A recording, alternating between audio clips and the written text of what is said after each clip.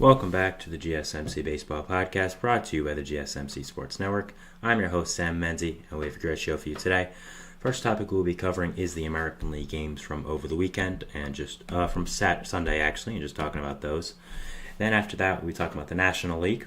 Moving on, we'll be going over some notable games from Friday and Saturday. Of course, I'm only talking about Sunday's games on the first two segments, so I wanted to get those in as well. And lastly, we're talking about some news stories around the league, mainly some injury stuff and some minor transactions.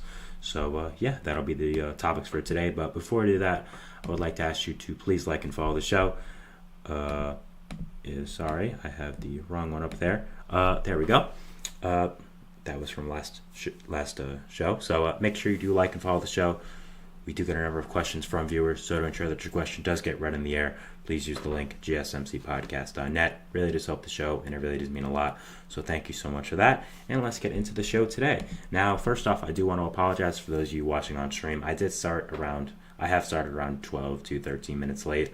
I was having some technical difficulties that I did not figure out how to work out until a few minutes ago. So I do apologize if you were waiting on the stream and you did have to wait a little bit more. So just wanted to get that out there. But anyways, moving on now, we are going to be going into our segment one, of course, which is talking about the American League games from yesterday, Sunday.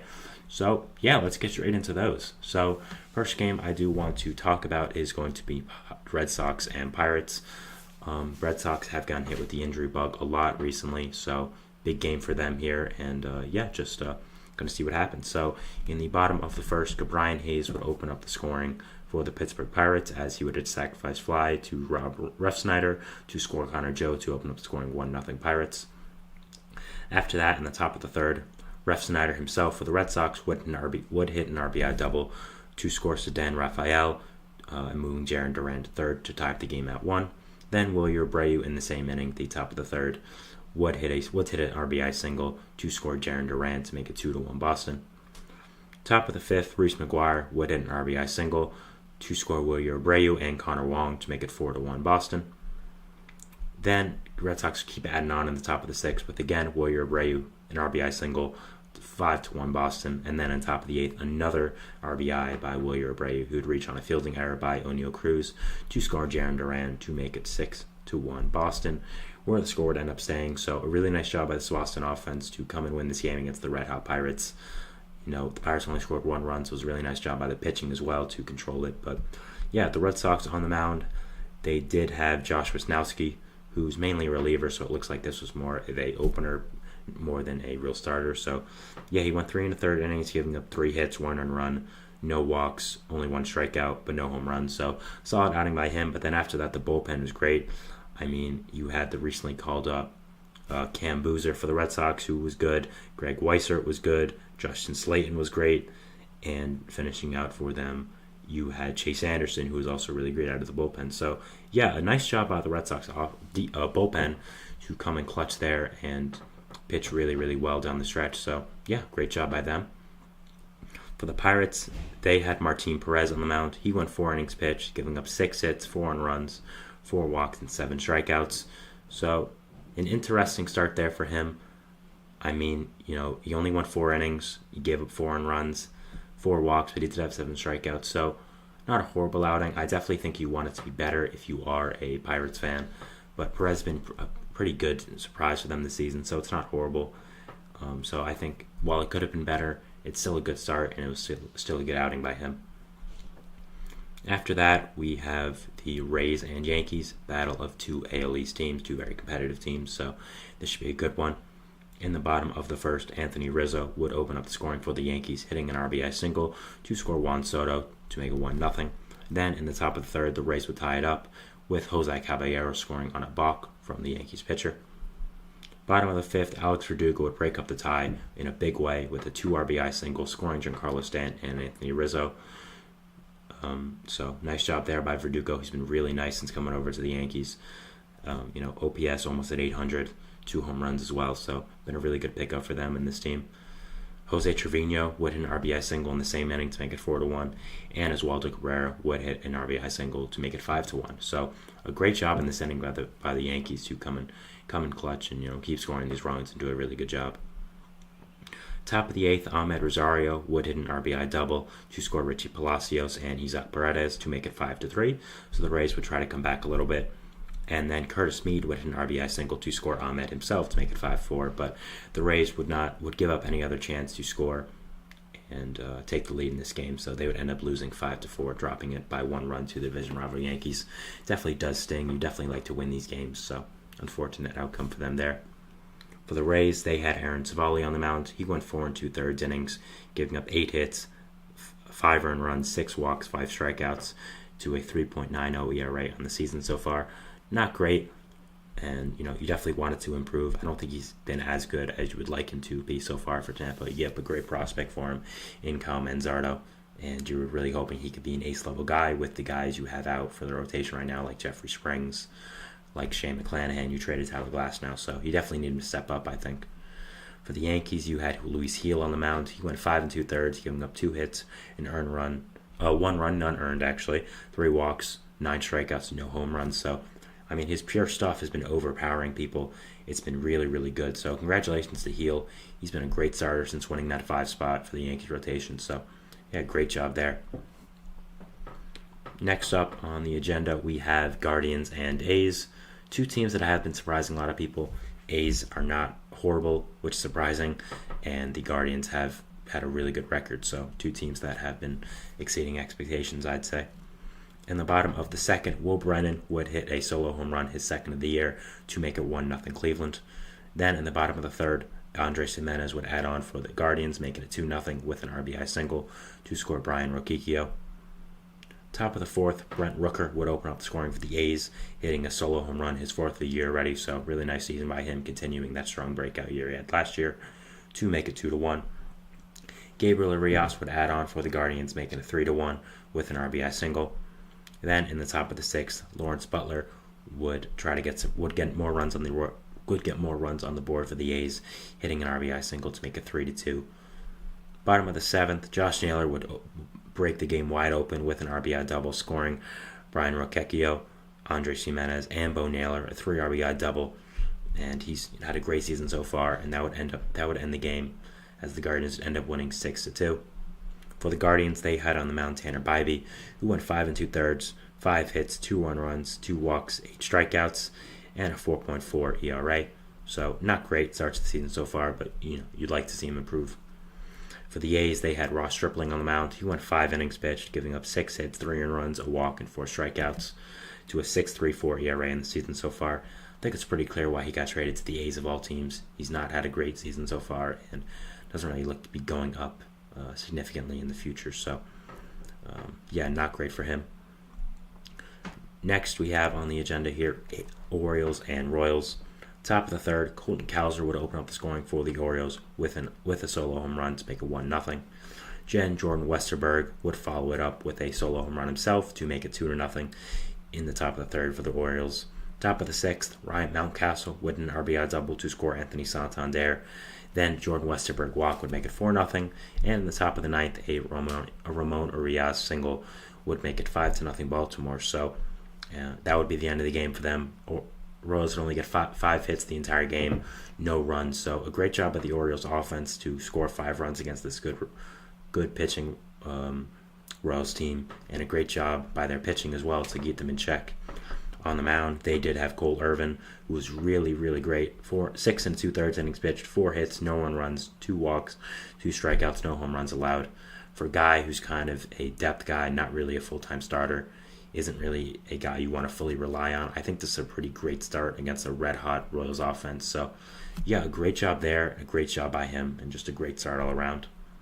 For the Royals, they had Seth Lugo on the mound, who wasn't as great as usual. 6 1/3 innings pitched. He gave up 9 hits, 4 earned runs, a walk, strikeout, 2 home runs, and a 2.03 ERA in the season. So, he had a not great start, not what you really want from him, but at the same time, he still has a 2.03 ERA. So it shows you how great he's been an amazing signing for them, and he's really come in clutch this year. So while that wasn't the start you really wanted from him, I still think it's a really good one, and something Royals fans should be happy about, and something they should, see as a positive. Next, we are going to be having Tigers Twins, a battle of two AL Central teams. Top of the first, Kerry Carpenter would hit an RBI single to make it 1-0 Detroit. Then Buddy Kennedy, who recently got called up with the Gio Urshela injury, would make it 2-0 Detroit. Buddy Kennedy would then hit his first home run of the year to make it 4-0 Detroit. So a really great job by him seizing this opportunity with the Urshela injury to make it 4-0. And making the most. Top 7, Spencer Torkelson would add on for Detroit to make it 5-0. Then would hit a sacrifice fly in the top of the 9th to make it 6-0. Austin Martin would hit his first home run of the year to make it 6-1 Detroit in the bottom of the 9th. Actually, his first home run in his MLB career, so congratulations to him. But it will be no match as the Tigers would end up beating the Twins 6-1. So a really great win by them to beat this division rival team. The Twins have been really, really disappointing this year, and I still believe in them, but it's getting late early, I will say that. For the Twins, they had Gus Varland on the mound, 2 2/3 innings pitched, 3 hits, 4 runs, 4 walks, 2 strikeouts, 9 ERA in the season so far. I think it's been people like him why the Twins have been underperforming. You were expecting your younger starters to step up and be really good, but they haven't so far. They've been really very disappointing. So definitely negative and definitely not something you want to see. For the Tigers, they had Casey Mize on the mound. He went 6 innings pitched, giving up 5 hits, no 1 runs, 3 walks, and 4 strikeouts, a 2.95 ERA. So, yeah, not really what you want. Exactly what you want. I don't know why I said that. A great start by him. The Twins' offense is still really good, even with the struggling. So, definitely want that, and a really great start by him. So, yeah, very big positive there. So, next we are going to be having Rangers and Braves as the last game on the agenda right here. So the scoring would open up in the bottom of the first with a Marcell Ozuna 3-run home run, his 9th of the year already. Just an incredible season so far. He has a lot of off-the-field issues, but, he's been outstanding. You can argue how moral it is to have him on the roster, but, the results right now has been outstanding. So, yeah. He would, obviously it would be 3-0 there for Atlanta. Top of the 4th, Evan Carter would hit a solo home run to make it 3-1, so getting the Rangers on the board a little bit. Then Andrew Kisner with the big blow in the same inning, top of the 4th. He would hit a 3-run home run to make it 4-3. So a great job by Kisner, a guy that isn't really a MLB player, is kind of fighting for his job in this league. So really great job there to seize the moment and hit a big home run in this Sunday night baseball game. Top of the 8th, Adolis Garcia would add on, hitting a 2-run shot to make it 6-3 and getting some insurance for them. Bottom of the 8th, the Braves would attempt to come back a little bit with an Austin Riley RBI single, which would score Ronald Acuna Jr. to make it 6-4, but they would not score in the bottom of the 9th after that. Kirby Yates would shut it down against his former team, and they would end up losing 6-4. So a really nice win by this Rangers team to beat this good Braves team. I think it's 2 of the better teams in the entire league, so a great win there. The Rangers had Michael Lorenzen on the mound, 6 innings pitched, 3 hits, 3 runs, 3 walks, 7 strikeouts, and a home run. So a really solid start there in his second start as a Texas Ranger. I think he's going to be a valuable piece for them down the road. For the Braves, they had Darius Vines on the mound, more of a depth guy, so you don't really want him starting against an offense of the caliber of the Rangers. 5 innings pitched, 7 hits, 4 runs, no walks, 2 strikeouts, 2 home runs, 4.66 ERA. At start, you're expecting not the best results because you are playing the Rangers, but I don't really know why they decided to have him as the guy to play the Rangers. I think you should have maybe pushed someone up in the rotation when this is an especially important game. So, not the greatest decision, but hey, he wasn't that horrible. He was bad, but not that bad. So, yeah, we're going. So that was the end of our first segment here. We're going to go to our next one, which is going to be talking about the National League games from yesterday. So we just talked about the AL. It's only fitting to do the National League. So yeah, we'll talk about that. But first, we'll go to a break, and we'll see you after that. So thanks, and bye.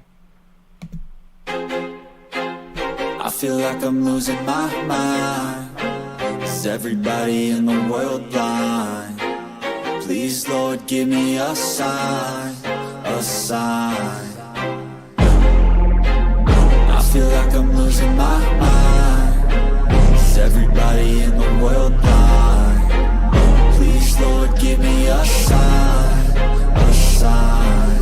wanna be the greatest. Everybody on the fake shit. I look around and feel like everybody is the fakest. I make this every day and I'm impatient, hoping one day I blow up from the basement. Statement, the top is so vacant. I don't hear shit that I think is amazing. Waiting for my day when I'm playing sold out shows for 1,000 faces. Hey, give me that crown, get in my way and to be put down. It ain't your place, all this my town. If I want that shit, then I'll get it right now. I'm losing it, the noose it fits. I'm losing shit, a stupid myth. You choose to live or choose to dip. You choose to fight or lose your grip and lose a gift. Oh, I feel like I'm losing my mind. Is everybody in the world blind? Please, Lord, give me a sign, a sign. I feel like I'm losing my mind. Is everybody in the world blind?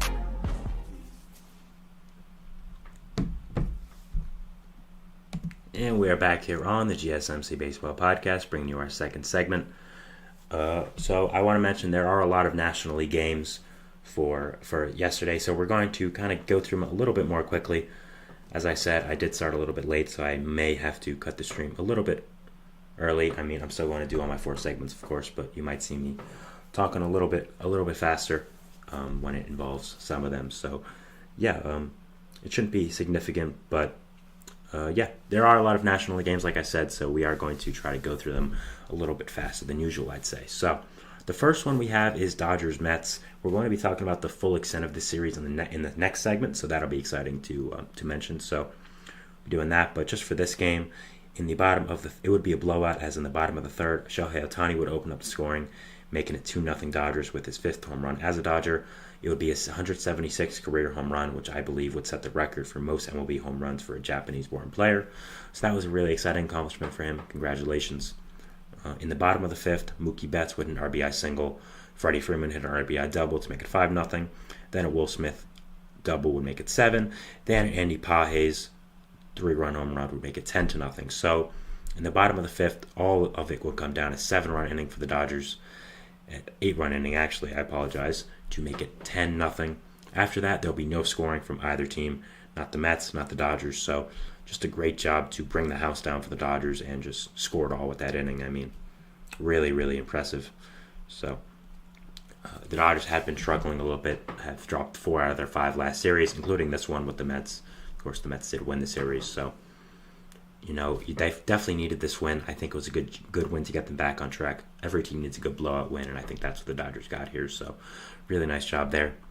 The Mets had on the mound Adrian Hauser, who has just not been that great since coming over. 4 innings pitched, 7 hits, 8 earned runs, 4 walks, 3 strikeouts, a homer, 7.45 ERA. He has not been good since being traded to the Mets. I think they have a lot of young starters coming up. Guys like Jose Butto, Christian Scott, when Senga comes back. Joey Lucchese's in the minors, so I don't know what Hauser's future looks like with the Mets. Could be demoted to the bullpen rather quickly, so that'll be something to watch in the future. The Dodgers had on the mound Tyler Glasnow. He went 8 innings pitched, 7 hits, no 1 runs, 10 strikeouts, no walks. Was absolutely phenomenal against this red-hot Mets offense. I think right now is at the forefront of National League Cy Young voting. Has been a great, great player, and has been everything the Dodgers could have asked for when they traded for him and more.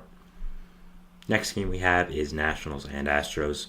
Bottom of the first, Jesse Winker would hit an RBI single to make it 1-0. Then Luis Garcia Jr. would make it 3-0. Then Joey Meneses would make it 5-0. Then Nick Senzel with the solo home run would make it 6-0. So that'll be it. The Nationals would make it 6-0 there, and just a great job by them to win this game and shut out the Astros, who have just been struggling so mightily. Again, we're going to talk about it in the next segment as well, but yeah, I mean, oh man, it has not been good for them so far. It has not been good. So the Nationals had on the mound Mitchell Parker, who had 7 innings pitched, 3 hits, no earned runs, no walks, 8 strikeouts, a 1.50 ERA on the season. 2 games started now. I mean, he's been pretty incredible. He is making a case to be a long-term starter on this Nationals team with how he's been performing. So yeah, he's been really, really good, and exciting for Nationals fans, I'd say, to have a guy like this who has been very, very good. So, yeah, I think when you're looking for pieces of the young core, Mitchell Parker could be one of those guys. The Astros had on the mound Hunter Brown, who went 4 innings pitched, 4 hits, 3 earned runs, 2 walks, 6 strikeouts. Still a 9 ERA in the season. Has not been good whatsoever. it's has been very disappointing, I'd say. So definitely need to pick it up if you want to be good at all this season. So yeah, if you need that for the Astros. Next game we have is going to be Phillies and White Sox. In the top of the first, the scoring would open up from Eloy Jimenez 2-run home run, his first of the year, to make it 2-0, of course. That would be the only runs the White Sox would get. Bryce Harper would hit an RBI single. JT Realmuto would strike out swinging, but Trey Turner would steal home. And then Brandon Marsh would hit an RBI single to make it 3-2 Phillies. Just like that, they take the lead in the bottom of the first, and they would not let it go. Bottom of the fourth, Trey Turner would hit an RBI single to score Johan Rojas to make it 4-2. Then a Bryce Harper sacrifice fly would make it 5-2. Then an Alec Bohm RBI double would make it 6-2. So that would all come in the bottom of the fourth. So again, a really nice job by the Phillies offense to come in clutch and score all these runs. Then in the bottom of the sixth, Kyle Schwarber would hit a solo home run to make it 7-2 Phillies. Then a sacrifice fly in the bottom of the seventh would make it 8-2. So yeah, a really great job there by the Phillies to hold this White Sox offense down after the first inning. I mean, no offense to White Sox fans, it isn't hard, but it still is a major league offense. So good job there. For the White Sox, they had on the mound Nick Destrini. He went 3 innings pitched, 6 hits, 6 earned runs, 5 walks, 3 strikeouts. Not a great start to his MLB career so far, but he's kind of just been thrown into the wild right now. I mean, having the Phillies offense as your second career MLB start is kind of significant. So I'm still big on him, and I still think he's going to be a really good pitcher in the future, but definitely needs to improve right now. The Phillies had Aaron Nola on the mound, who was absolutely phenomenal. 8 innings pitched, 4 hits, 2 earned runs, 1 walk, 7 strikeouts. I mean, yes, it is versus the White Sox offense, but it was still great. Phillies got great pitching this entire series. Spencer Turnbull, Zach Wheeler, and Aaron Nola. We're going to talk about Wheeler and Turnbull in the next segment, so I don't want to go too deep into it, but yeah, a really great start. I understand it's the White Sox offense, but it's still nothing to discredit. Next game we would have is Angels and Reds. In the bottom of the sixth, Christian Encarnacion Strand would hit a RBI double to score Ellie De La Cruz and Nick Martini to make it 2-0. And then Heimer Candelario would hit an RBI triple to get in Christian Encarnacion Strand to make it 3-0. So that'll be the end of the game there. The Angels would not score a run. The Reds would not score a run after that. So 3-0 win for the Reds. Really solid job there to beat the Angels, a team that has been pretty on fire so far in the season. So yeah, just a very big positive there, I'd say. But the Angels, they had on the mound Jose Soriano. He went 6 innings pitched, 3 hits, 3 runs, none earned, 3 walks, 7 strikeouts. So has been really solid since coming over to the rotation at the start of the year. I think could be a guy that they want to see more of in the future. For the Reds, they had on the mound Frankie Montas, who would go 2 1/3 innings pitched, no hits, no earned runs, no hits, 1 walk. But obviously 2 1/3 innings pitched. If you go that little, something happens. What happened with Montas was he would get hit by a comebacker from the Angels and would have to leave the game. Doesn't seem to be too major. He is expected to miss his next start, but he should be fine after that. If he's not, I assume he'll go on the injured list. But yeah, doesn't seem to be a big deal. Again, missed this start really. Only went 2 batters. Will miss the next start. But so that is unfortunate for the Reds, but again, doesn't seem to be too big of a deal. Not something that's too significant. So yeah, just some news there for the Reds. He has been a really good addition since coming over, so you definitely want him to be healthy and stay healthy and improve a lot. So yeah. Next game we have is Brewers and Cardinals. Battle of 2 NL Central teams. In the top of the 7th, Owen Miller would hit an RBI single for the Brewers to score Blake Perkins and Bryce Terang to make it 2-0. And guess what? That'll be all the scoring in the entire game. So yeah, not much to say there. So good job by the Brewers to win 2-0 and only score that little, but still win. So really nice job there, and beat their division rival, of course. For the Cardinals, they had Sonny Gray on the mound, who was phenomenal. 6 1/3 innings pitched, 5 hits, 2 earned runs, 1 walk, 12 strikeouts, a 1.04 ERA in the season. I mean, it was just really, really great. The Cardinals are such an unfortunate team. I mean, whenever their pitching is great, their hitting can't figure it out. Whenever their pitching can't figure it out, their hitting does great. So they just cannot get on the right track right now. They have been very, very unlucky these past few years just with team performance. So I do feel bad for their fans. I follow a lot of them on social media. It is kind of sad. This team was so great the past few years, and the fact that they have become this team, they have become this. I think it is very unfortunate, and yeah, it is a big negative. So definitely not something you want if you're a Cardinals fan, and definitely not something you're looking forward to. I mean, the Brewers had on the mound Colin Ray, who was a good starter, but he went 5 innings pitched, 5 hits, no 1 runs, 3 strikeouts. I think the Cardinals' offense is one of the better in the entire league. So I don't think you want them. I don't think you want Colin Ray to be shutting you out when you have such a great offense. I mean, your offense is what you're known for. So the fact that you got shut out by Colin Ray is not a good sign whatsoever.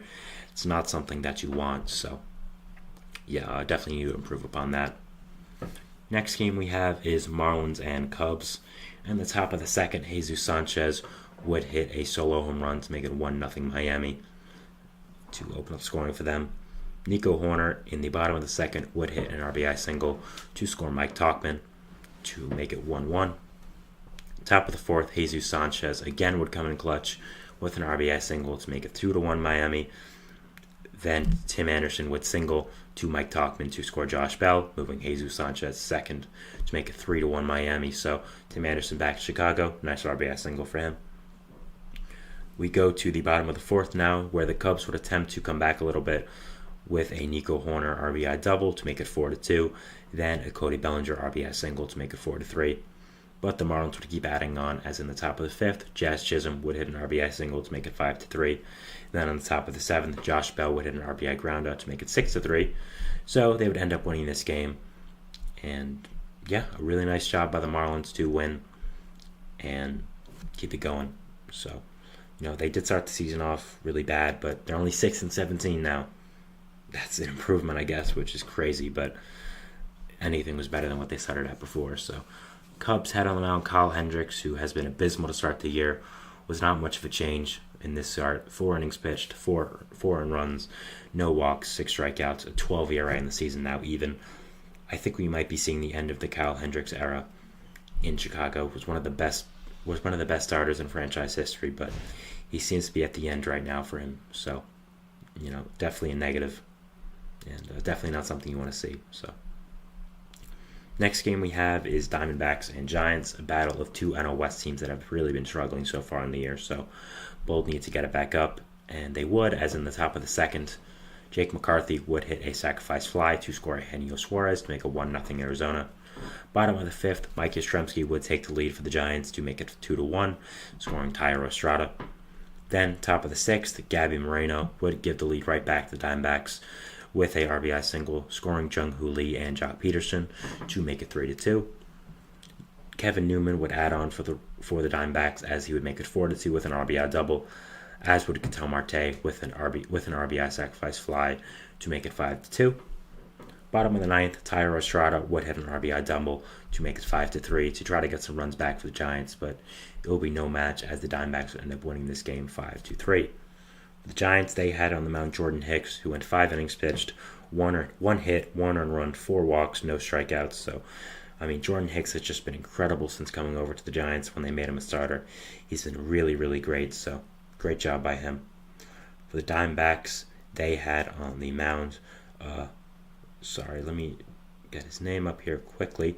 It was Slade Cioni. He went his first start of the year, 6 innings pitched, 2 hits, 2 earned runs, no walks, 3 strikeouts, home run, 3 innings pitched. So, pretty good start there. For mostly a depth guy, I think that's really all you can ask for if you're a Diamondbacks fan. So, yeah, just a really solid start there, I'd say. Next game we have is going to be Blue Jays and Padres. In the bottom of the first, Manny Machado would hit an RBI single to score Jake Cronenworth to make it 1-0 San Diego. Davis Schneider would tie it up to make it 1-1 San Diego in the top of the second. Since his breakout year last year, Davis Schneider has continued being a really solid player. Has been above average this year, not up to the standard he was last year, but that would be hard to follow up anyways because it was just outstanding. So, still been a really solid player for them. Top of the third, Ernie Clement would hit a solo home run to make it 2-1 Toronto, but Xander Bogaerts would tie it up himself to make it 2-2 with a solo home run himself, his second home run of the year for the Padres. He had really been struggling up to now, so I think a nice job there to kind of break that and have a really good have a good home run there. Bottom of the sixth, Luis Campusano would walk with the bases loaded to make it 3-2 San Diego. Then Tyler Wade would reach on a catcher's interference, which would score Ha-Sung Kim to make it 4-2 San Diego. After that, the Blue Jays would get another run on the board with a David Schneider RBI groundout to make it 4-3. But Xander Bogaerts would walk. Then a Fernando Tatis Jr. sacrifice fly would make it 6-3. So the insurance run would be enough for the Padres, as they would end up winning this game 6-3. Blue Jays had on the mound Chris Bassett, who went 5 1/3 innings pitched, giving up 6 hits, 4 runs, only 2 earned, 3 walks, 4 strikeouts. So a solid start by him. Padres had Joe Musgrove, who went 7 innings pitched, 6 hits, 3 earned runs, no walks, 3 strikeouts, and 2 home runs. A really great start there. Has had a pretty rough start to the season, so I'd say is an encouraging start there that he did pitch so well. The final 2 games we had were double headers with the Rockies and the Mariners. The Rockies would take Game 1 with a 2-1 win, and then the Mariners would take Game 2 with a 10-2 win over the Rockies. So nice job to split by the Rockies. I mean, the Mariners have been kind of disappointing, and I'd say splitting a doubleheader, they most certainly should win against a team like the Rockies, is not something that you want to see. So, all right, so that was the end of our second segment here, talking about the National League games of yesterday. We go into our third segment, which is talking about the notable games from Friday and Saturday. I did want to just talk about some of them and give my full thoughts on them. So, yeah, we talk about that, and we'll see you after the break. So, thanks, and bye. Looking for your daily fix of sports talk without having to pay for it? GSMC Sports Network is available on YouTube. Just search GSMC Sports Network. Get your fix of daily sports talk shows on YouTube, absolutely free. NFL, college football, NBA, MLB, MMA, UFC, fantasy football, and so much more. GSMC Sports Network has shows running all day long, with new sports shows starting every 2 hours. Just like on your favorite cable sports channel, except GSMC Sports Network is absolutely free. Just search GSMC Sports Network on YouTube to catch one of your new favorite shows, like the GSMC College Football Podcast, Chip Shot Football Podcast, Hoops and Heels Women's Sports Podcast, GSMC Basketball Podcast, and so many more. Check it out for yourself. GSMC Sports Network, now available on YouTube absolutely free. Search GSMC Sports Network on YouTube right now. And we are back here on the GSMC Baseball Podcast, bringing you our third segment. So usually over the weekend, I decided to do the games from Sunday. So, but for this segment, I did want to talk about the games on Saturday and Friday as well, just to give some more input on what happened over the weekend. I only picked a few games because, again, it will be impossible to talk about all the games in 2 segments because there were just so many over the weekend. But I wanted to talk about these games that I didn't cover from Friday and Saturday. So yeah, first game I did want to mention was these are notable games, just the games that I did want to fully touch upon. So for first we had Friday, which was Astros and Nationals. I picked this game because the notable thing was Justin Verlander was coming back. The Astros have had a lot of pitching injuries so far this year, a lot. And getting Verlander back is such a huge thing. It is such a huge upgrade for the Astros rotation, such a significant thing. So I did want to touch upon that and talk about the game here. So we would open up the scoring in the top of the second with a Yainer Diaz RBI double to make it 1-0 Houston. Then Jeremy Pena would hit an RBI double to make it 2-0. And then Chas McCormick would make it 3-0 with an RBI single. So great job by the Astros to score in the top of the second here. A great inning for them. And, I think the Astros right now wanted to start hot. That was one of their goals. They wanted to come out swinging from the top of the game with all the negative momentum they've had over these past few weeks now, with their record being where it is. I think it was a great job there. Bottom of the third, Ildemaro Vargas would hit an RBI single to score Riley Adams to make it 3-1. But the Astros would answer right back with a Chas McCormick sacrifice fly to make it 4-1. Riley Adams would then hit his second home run of the year to make it 4-2. Then a Mauricio Dubon RBI single would make it 5-2 Washington. But Jesse Winker would hit a sacrifice fly to make it 5-3 in the bottom of the ninth. Unfortunately for the Nationals, they would not score after that, and they would end up losing this game 5-3. So an unfortunate outcome there for them. I think they were hoping to come back against this Astros team that had been struggling, but good job for the Astros that they were able to win this game and kind of break that losing up a little bit. The Astros had on the mound, of course, Justin Verlander, who came back and was his excellent self. 6 innings pitched, 4 hits, 2 earned runs, no walks, 4 strikeouts, a home run. Came right back off the injured list from the entire season and pitched 6 innings of strong ball. So I think that's what you're getting from Justin Verlander if you're an Astros fan. You know how good he is. We know who he is. He's been one of the best pitchers in baseball history for a little while now, and continues to show you who he is. And just a great start there, and a great job. So really positive there, and I think with all the pitching injuries the Astros have suffered in their rotation, you want to see Verlander come back. You want to see him be himself, and I think it's a really big help for them, and just a really big help for the Astros rotation altogether. For the Nationals, they had on the mound Mackenzie Gore. He went 4 innings pitched, 7 hits, 3 earned runs, 1 walk, 4 strikeouts. Now, Gore is a guy I'm definitely high on for the future. I think he can be a big part of this Nationals rotation and team altogether, but you need him to go deeper into games, I'd say. A good start against the Astros offense, but again, you need him to go deeper into games. That's what he's a starter for. I understand not a lot of people go deep into games nowadays, but at the same time, I still would like him to. I still think he needs to for the future. So, yeah, that's definitely something to watch, but not the worst thing in the world. The Astros had the series against the Nationals, and they lost 2 out of 3. I mean, you cannot be doing that to the Nationals. I understand the Nationals have been a big surprise so far. They're only 1 game under 500, and a lot of people were expecting them to be the worst team in baseball. So they've been very encouraging and exciting, yes, but at the same time, it's still the Nationals. You can't lose a series to them if you are the. It's still the Nationals. You can't lose a series to them if you are the Astros. Just not something that can happen. You cannot drop a series. So, yeah, I think the Astros need to. The Astros need to just find a way to get it going right now. Getting Verlander back was a big deal, but I mean, you need to start winning games. Next game we have on the agenda is going to be Diamondbacks and Giants. A game that I was really excited to watch. It was the battle of 2 of the Boris 4 with Jordan Montgomery and Blake Snell.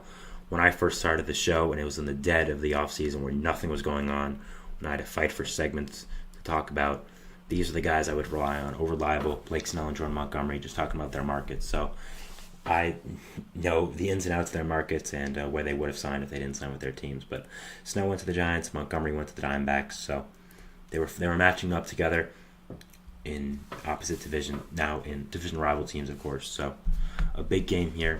The Giants, they had Snell, who was not good.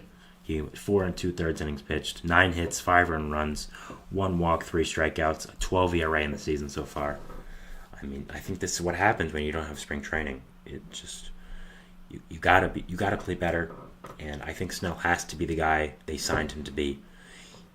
He won the Cy Young last year, is one of the better pitchers in all of baseball, and so far has not been showing that with the Giants. Has not been good, so you need him to pick it up soon.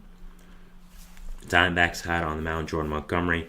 He went 6 innings pitched, 4 hits, an earned run, no walks, 3 strikeouts. So a great start for him as an Arizona Diamondbacks. Great first start.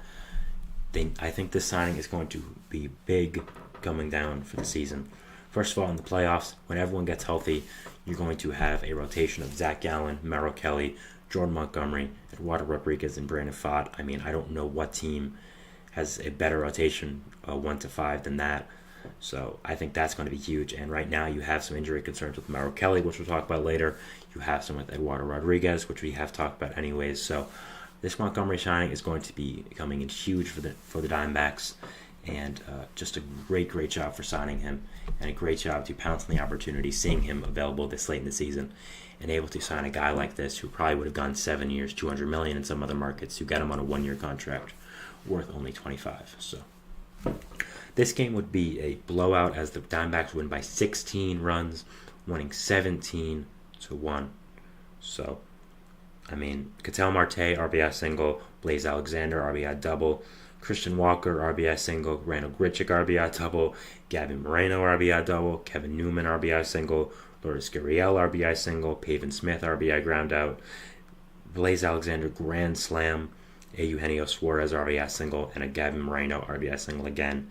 That would be all the scoring to make it 17-1. Obviously, I'm not going to go through all of that one by one like I usually do with the scoring because it was just so much. So, great job by their offense. Giants did have Jorge Soler at home run, which I guess is a positive because he's one of your signings and he hasn't been great so far. But, losing 17-1 is just embarrassing, man. It's embarrassing. Giants right now are 9-12. They would lose the series to the Diamondbacks, so yeah, you definitely need to pick it up. I don't know what's going on with them. So yeah, not great so far, and definitely something I'm watching, seeing how the Giants do end up performing. So yeah.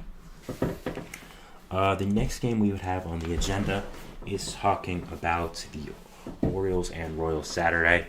This is a really fun game, as it would be Corbin Burnes and Cole Reagans versus each other. Two aces playing each other. So I thought it was an interesting matchup to just give my thoughts on. So it would also be an exciting game in general for scoring. So as in the top of the second, Ramon Urias would hit an RBI double to score Jordan Westberg to make it 1-0 Baltimore. Then James McCann would hit an RBI single. Then Adley Rutschman had an RBI single to make it 3-0 Baltimore in the top of the second. Ryan Mountcastle would add on in the same inning to make it 4-0. Then Anthony Santander would hit an RBI double to make it 5-0. Then Jordan Westerberg would make it 7-0. So, what an inning here by the Baltimore Orioles. Cole Reagans is an ace, yes, but didn't really pitch as ace-like in this inning. So, yeah, great job there by the Orioles offense to come in clutch and just get all those runs. What an onslaught. You can never say no to the Royals right now, though, as in the bottom of the sixth, Alberto Perez would hit a 3-run home run. He's just been off to a tear to start the year to make it 7-3. Then on the top of the seventh, a pass ball by Salvi actually would get another run on the board for the Orioles, as would make it 8-3. Then a wild pitch by Johan Ramirez would make it 8-4. So Kansas City would get a run on the board there. So both teams would have a little mishap there with the wild pitches and pass balls. Michael Garcia would hit an RBI single in the bottom of the seventh to make it 8-5. Then a Salvador Perez RBI single would make it 8-7. So looked like the Royals would be coming back. They just don't quit right now. But in the top of the eighth, Anthony Santander would hit an RBI double to make it 9-7 Baltimore to score Ryan Mountcastle. So a great job by him there to get the Orioles up 9-7 and get some more insurance for them. They would end up winning this game 9-7. So a really exciting game there. Two aces matching up, but doesn't really seem like if the Royals, as Cole Reagans would go for 1 2/3 only, giving up 7 earned, 4 strikeouts only, no walks, but 7 earned. So seemed like his strategy of just attacking batters did not work, and the Orioles were all over it. So I think this is more having to do with how great the Orioles offense is than Cole Reagans potentially regressing. Again, not really what you want for him. Not really how you wanted the season to start for him, a 4.37 ERA, but I still believe in him. I still think he's one of the better pitchers in baseball. I don't think one start is really going to change my mind on that. For the Orioles, you of course had your ace on the mound, which was Corbin Burnes. Burnes was really, really solid. He went, of course, 5 2/3, giving up 4 hits, 3 earned runs, a walk, and 4 strikeouts. Not the best start in the world. Definitely not really what you wanted fully, but at the same time, was still really solid and was still a good game there. So, just did want to talk about that little Aces matchup. The Phillies. I'm next going to be talking about the Phillies and White Sox series, which was on Friday and Saturday. Of course, the Phillies would sweep the White Sox. There's no surprise there. They're really good. The White Sox are not. But mainly I want to talk about the pitching. For the Phillies, they had on the mound Spencer Turnbull in the first game against the White Sox. He went 7 innings pitched, giving up 1 hit over 7, no earned runs, 2 walks, 6 strikeouts. Really, really just an amazing start for him. Yes, such a great start there. So, yeah, very, just great, a great start. I don't know what else to say. So a great start by him. I understand against the White Sox offense, but that's something you need. Then on Saturday, they would have Zach Wheeler on the mound. He would also be phenomenal, having a no-hitter up until the 8th. And his final line would look like, let me pull it up very quickly. It would be 7 1/3 innings pitched, 1 hit, no earned runs, 2 walks, 8 strikeouts, a 2.30 ERA in the season. So a great job there.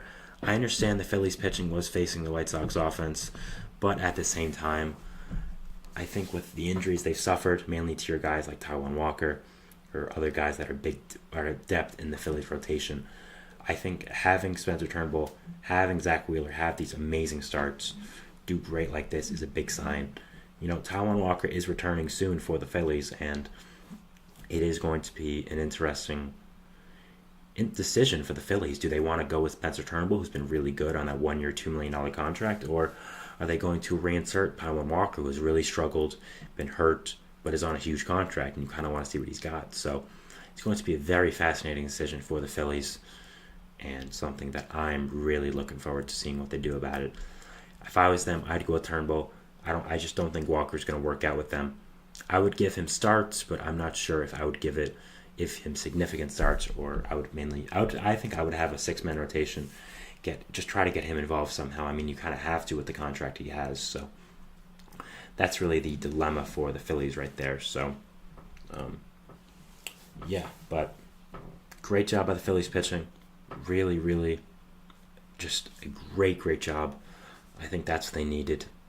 And a great pickup by James Dombrowski to get Spencer Turnbull on that 1 year, $2 million.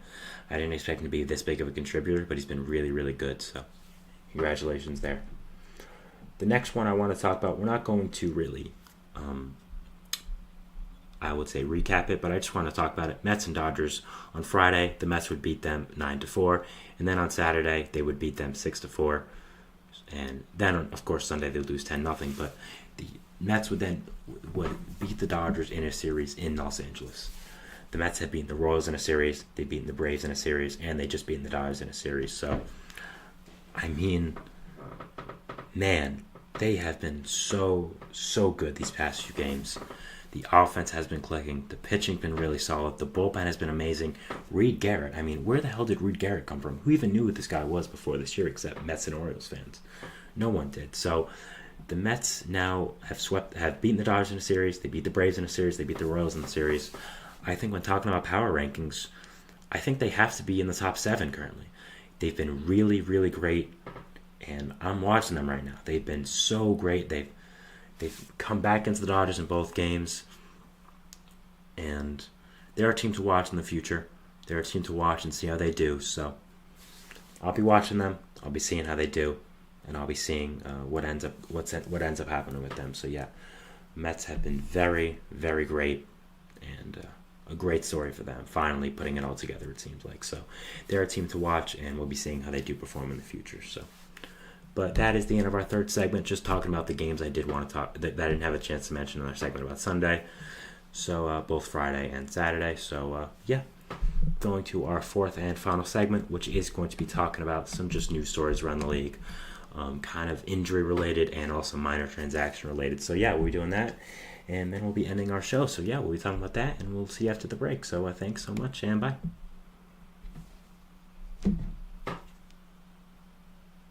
For the best and latest podcasts available anywhere, go to the podcast app on your cell phone and type in GSMC to access free content-rich podcasts on health and wellness, book reviews, sports, entertainment, relationships, social media, movies, technology, finance, and even weird news. Subscribe and download the GSMC Podcast Network's family of shows, available everywhere podcasts are found.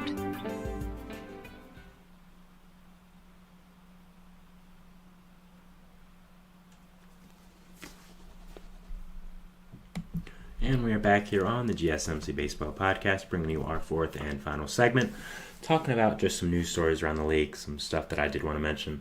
Again, this is more injury, transaction, stuff related like that. So, here we go. So the first one I did want to talk about was Michael Tonkin. We talked about his story a couple of times now, how he got DFA'd by the Mets, picked up by the Twins, who he used to play for, then DFA'd by the Twins, then picked up by the Mets. Well, there's a new, so kind of just interesting. Well, we have a new chapter in the story as he would make another appearance for the Mets, and then, you guessed it, get DFA'd again. So he got DFA'd, I believe it was earlier today. The Mets would call up Josh Walker and Sean Reed-Foley. So after the injury to Brooks Raley, which we'll talk about after, they would need another lefty, so they called him up. But yeah, it's kind of sad about Michael Tonkin. I mean, he's not been good, so I understand why teams have DFA'd him, but he's seeing the business side a lot right now. I mean, he's a veteran. He's a veteran in baseball altogether, so he knows what the league is. But, I mean, man, I feel bad for him just going all around the country. His stuff has been mailed to New York, then to Minnesota, then back to New York, and now we don't really know what's going to happen with him. So I do feel bad about what's going on here. It's really unfortunate. I understand he has to pitch better, but just kind of is a sad situation there. But we'll be seeing if there's more stories in this chapter. We'll be talking about it. But yeah, just an interesting situation right now with Michael Tonkin and what's going on with him this year with the DFAing and with the Mets and with the Twins, all that. So yeah. We have Bryce Harper. He was placed on the paternity list by the Philadelphia Phillies, so he'll be missing a few games. But congratulations to him, of course. I think family always comes first, so congratulations for having another child. Yeah, we'll see how the Phillies fill in his position at first base. They did call up Cody Clemens, so I think he's going to be a utility guy / starting first baseman for the Phillies while Harper is out.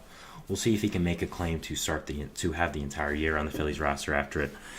He's been a good bench piece and a good depth guy for the Phillies in the past, so there could be a potential window for him to start and have significant time for the Phillies, but we'll have to see. But yeah, congratulations to Harper anyways, going on the paternity list. Congratulations for his family. I'm sure they're all very excited. So the next we have another piece of first baseman news.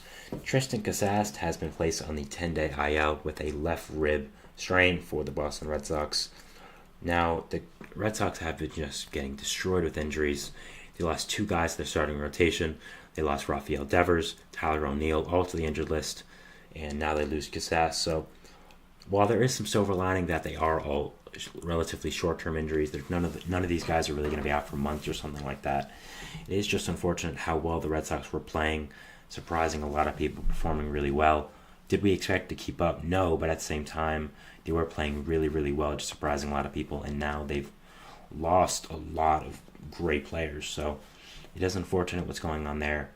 It is sad, but that's just baseball. But I think Casas should be back relatively shortly. It doesn't seem like the left rib strain is going to keep him out for a significantly longer time than the 10 days he is on the injured list. So that will be something to watch, and we'll see about that. And we'll just see what does happen with Casas and where the Red Sox go from here, filling in his position. A trade here that happened, which was Mitch White traded to the San Francisco Giants from the Toronto Blue Jays. White will provide a good piece of pitching depth for the Giants, a guy that was not a former top prospect, but a former notable prospect for the Dodgers, a guy that I think the Dodgers were counting on to be depth, but just really didn't have a spot for him on the roster, so they traded him to the Blue Jays last deadline. Hasn't worked out great, so the Blue Jays ended up getting rid of him and trading him to the Giants. So I think a solid move by the Giants here. I think Mitch White could still have something left in the tank to be a good long reliever in his MLB career. Playing with the Dodgers organization, I think that's always a benefit to anyone, so could be something there. But with all the pitching injuries they have suffered, with all the people in their rotation who are kind of high risk, including Jordan Hicks, I think it is a good idea to add another arm to your rotation, to your pitching depth, your pitching squad in general. And I think Mitch White is a good addition to your depth chart, and is a good trade overall by the Giants. So yeah, again, I just think a good depth trade here by them. Can never have too much of that. So yeah, solid there. Next, we have Merrill Kelly. He has a shoulder strain and was scratched from one of his starts over the weekend. This is very unfortunate for the Diamondbacks. I've talked about my love for Merrill Kelly multiple times on this show. I think he's one of the most underrated players in baseball, if not the most underrated. Just the guy that puts up very, very quality starts, kind of under the radar. He was not a great player back in the early 2010s or middle 2010s, really, back when he was in the MLB. But he went overseas, was a Cy Young over there and overseas, came back to the Diamondbacks, signed a contract with them, has been really, really solid for a couple of years now. So I think has been one of the most underrated players in baseball just because of his story. People don't really know who he is, and they don't really think about him when talking about the best pitchers in baseball. So I think he is one of them. I think he is an outstanding pitcher. But it is unfortunate that he is hurt with the shoulder strain. You're just really, really hoping after the Diamondbacks that does not go into anything more significant than that. So that's really all we got to say here about Merrill Kelly. You know, you already had Eduardo Rodriguez on the injured list. Now adding Kelly, I think it's been an unfortunate couple of weeks for the Diamondbacks with just all the pitching injuries they have suffered. So unfortunate there for Kelly. I think he shouldn't be injured past that, but you're really hoping this is not balloon past just a shoulder strain. It's something more serious. You know, God forbid Tommy John or something like that. You do not want that to happen right now for the Diamondbacks. So just hoping it stays a shoulder strain. But whenever there's a shoulder injury, whenever there's an arm injury for a pitcher, you do have the right to get nervous, and I think the Diamondbacks fans have the right. But I think they're hoping it's nothing too serious, and hoping it is something he can come back for relatively quickly. So that'll be something to watch. Next, we have Christian Javier. He was placed on the injured list by the Houston Astros. Now, this is just so bad. I mean, man, just the Astros cannot catch a break. He has a neck sore, apparently. That's the injury, which is just a crazy injury. He could have slept wrong, and that's how he got injured. But with all the pitching injuries the Astros have had over the past few days and weeks and months, this is not something you wanted to see. Javier was pretty consistent this year, pretty good. You are getting Verlander back, but it's basically an eye for an eye giving up Javier. So it is really unfortunate for the Astros how many pitching injuries they have suffered, how many guys have gotten hurt. So, I mean, just really unfortunate. You're hoping he comes back, but the pitching injuries the Astros have suffered have just been so awful and so unfortunate that I think that we're really, really hoping that the guys can come back and they become the Astros of old. You know, the Astros that are playing right now are not the Astros I know. Are not the Astros that, you know, they're not what their record shows. They're much better than that. So we're hoping it can be better, and we're hoping to see them improve in the near future. Finally, we have Nate Lowe back to the Texas Rangers and Jared Walsh being DFA'd. So getting your little bridge first baseman in with Nate Lowe being hurt, but he came back. So Jared Walsh is gone. A former All-Star with the Angels did not catch on with the Rangers, unfortunately, with the division rivals. So we'll be seeing where his MLB career does go from here, but it's not looking pretty. But for the Rangers, great job getting Nate Lowe back. Is, of course, one of the better first basemen in baseball. A great, great player.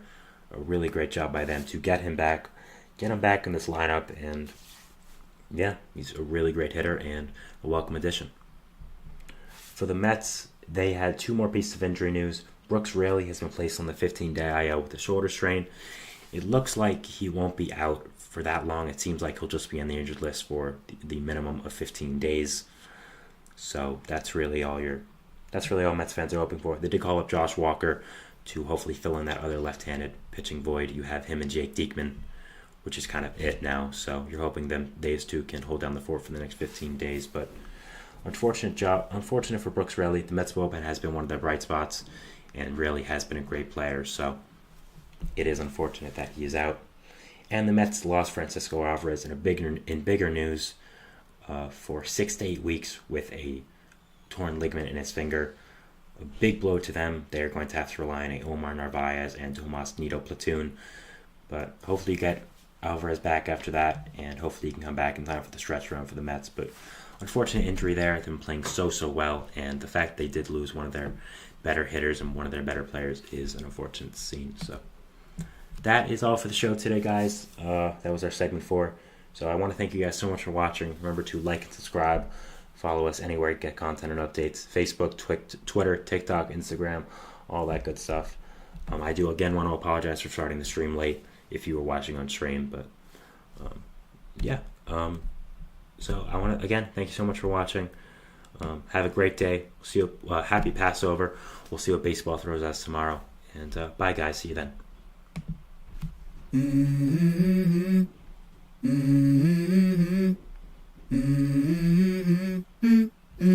Let's go. I wake up to a little bit of drool on my pillow, feel like it's gonna be a bad day. Yeah, I'm tired of shit, and the coffee ain't hit yet, damn, ain't that great.